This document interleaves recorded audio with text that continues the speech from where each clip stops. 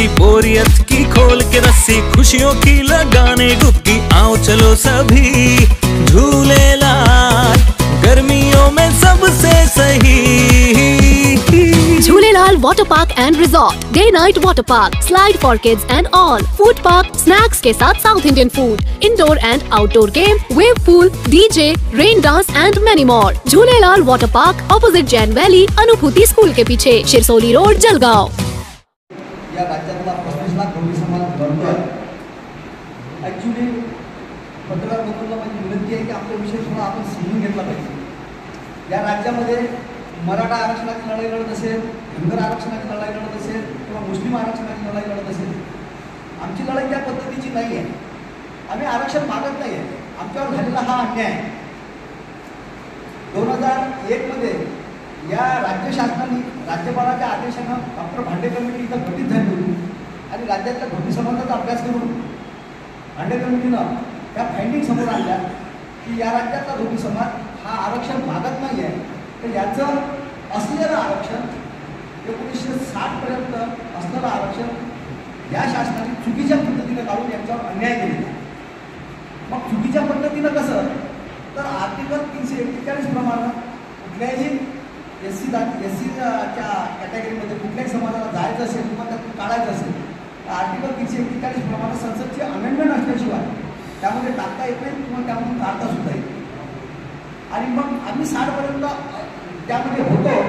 आजही आमच्याकडे भंडारा आणि बुलढाणा जिल्ह्यातले भांडे कमिटीच्या रिपोर्टमध्ये कास्ट सर्टिफिकेट आणि SCचे धोबी समाज 60 पर्यंत आम्हाला सर्टिफिकेट भेटत होते। 60च्या नंतर आमचे सर्टिफिकेट ज्या पद्धतीनं देणं बंद केले तिथे आर्टिकल 341चा भंग झालेला आहे आणि तो आमच्यावर अन्याय झालेला हे भांडे कमिटीने सिद्ध केलेला आहे। त्यासाठी गेल्या अनेक वर्षापासून आम्ही आम्हाला देत आहोत। आज राज्य शासनानं 2019 मध्ये कॅबिनेटमध्ये प्रस्ताव पास करून केंद्र शासनाला पाठवला, परंतु आतापर्यंत आम्हाला आमच्या पदात आमचा संविधानिक हक्काचं आरक्षण आम्हाला आतापर्यंत मिळालेलं नाही। त्यासाठी आम्हाला आता चांगल्या प्रकारे उभा करतो आणि पुढचा लढा आम्ही कशा पद्धतीने लढणार आहोत आमचे समितीचे अभ्यासक ठाकरे साहेब तुम्हाला सांगितलं। आरक्षणाच्या अभ्यासाचे गाडे ज्यांनी एक अनुभव सर्व समाजाला दिला असे आणि मोदी सांगितलं, तर यामध्ये वेगवेगळ्या पद्धतीने आम्ही शासनाला साखळे घालून वेगवेगळी निवेदनं, मोर्चे, आंदोलने केली। मुंबईला, नागपूरला आमचे मोर्चे झाले, परंतु शासनाने दखल घेतलेली नाही। 2019 पासून 2024 पर्यंत आमच्या धोबी समाजाला पूर्ववत आरक्षण मिळावे याची राज्य शासनाने केलेली शिफारस ही दिल्लीमध्ये धूळफाक पडून आहे। तर शासनाचं याच्याकडे लक्ष नाही।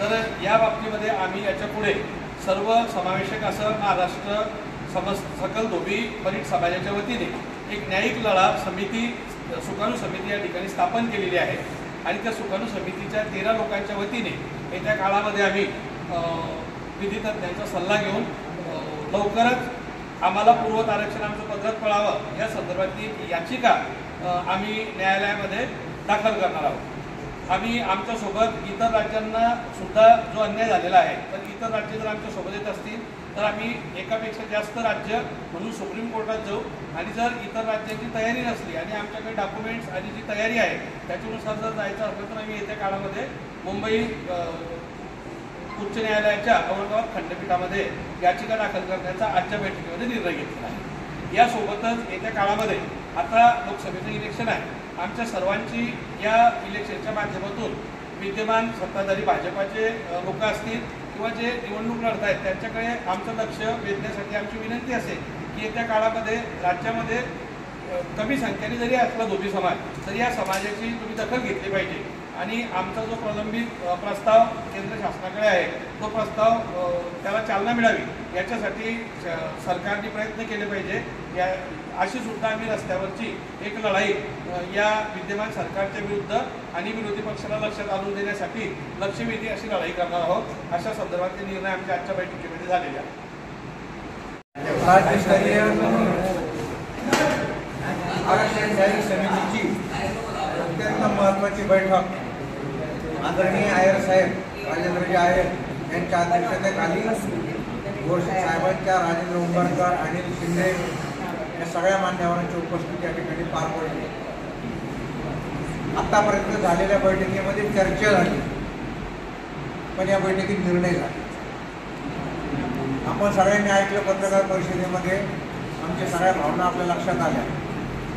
आज या ठिकाणी या बैठकीला महाराष्ट्रातल्या प्रमुख जिल्ह्यांमधून जे समाज बांधव जे आरक्षणाच्या लढाईमध्ये सक्रिय आहेत, ज्यांना असं वाटतं की कमीत कमी आपल्या काळामध्ये देखील या समाजाच्या आरक्षणाचा प्रश्न मार्गी लागावा, त्या दृष्टीने या ठिकाणी आले. विशेष म्हणजे ही बैठक चाळीसगावला घ्यावी असा माझा आग्रह होता आणि त्या ठिकाणी त्या आग्रहाला या सगळ्यांनी साथ दिली. खरं म्हणजे आरक्षणाचा प्रश्न ची सुरुवातच चाळीसगावमधून झाली. पहिली राज्य कार्यकारिणी रमेश रोकडे पहिली राज्य कार्यकारिणीची बैठक झाली बोरसे साहेब, त्याला इथूनच चालना मिळाली आणि आज इथूनच तो निर्णय होतो. तर कोणत्याही परिस्थितीत आता रोकडे साहेब आहे, सगळे अभ्यासक या ठिकाणी बसलेले, मला खात्री आहे की आपलं आरक्षण आपल्याला पूर्वत मिळाल्याशिवाय त्या ठिकाणी राहणार नाही याची मला पूर्ण खात्री आहे.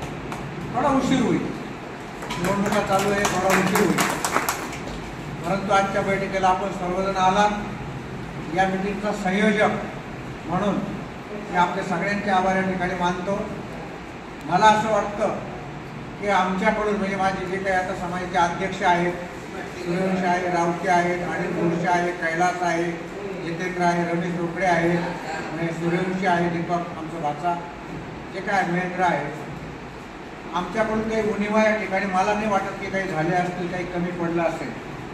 परंतु तसं काही झालं असेल तर आम्ही जे काही चुकलं ते आमचं चुकलं असं गृहीत धरून आपण आम्हाला माफ करावं. या बैठकीमध्ये या मिटिंगमध्ये आम्हाला असं वाटतं की आमच्या परिणामी जी काही योग्य जे काही करायचं ते सगळं केलं. सर्वजण आले. संयोजक म्हणून मी आपल्या सगळ्यांचे माझ्या चाळीसगावच्या समाज बांधवांच्या वतीने, महाराष्ट्राच्या समाज बांधवांच्या वतीनं मी आपल्या या ठिकाणी आभार मानतो.